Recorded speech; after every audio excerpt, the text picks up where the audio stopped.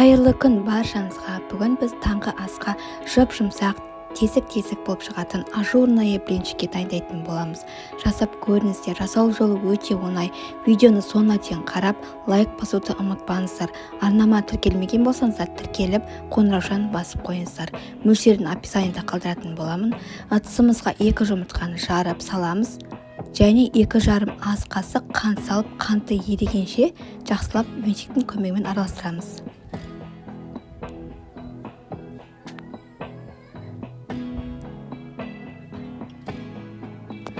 Одан кейін жылы сүтімізді құямыз. Тағы да бір араластырып, електен өткізілген ұнымызды салып, 1 шай қасық қопсытқыш қосып, жақсылап комок қылмағанша араластырамыз.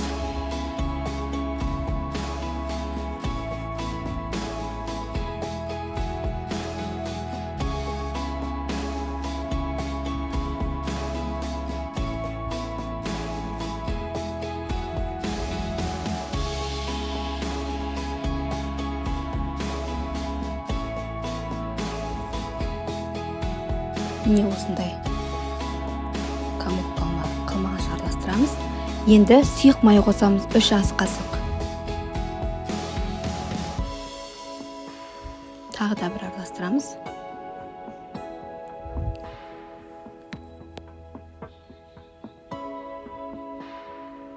Және ыстық қайнап тұрған суымызды құйып араластырамыз.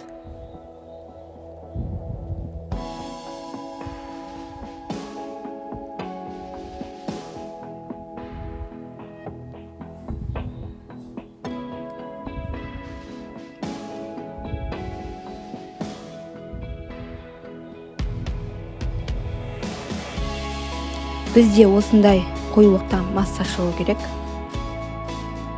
Енді табамызды майлап қыздырып қоямыз.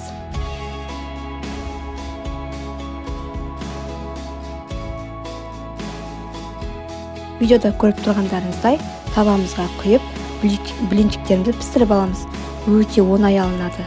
Силиконовый лопатканың көмегімен шетінен алып, аударып аласыз.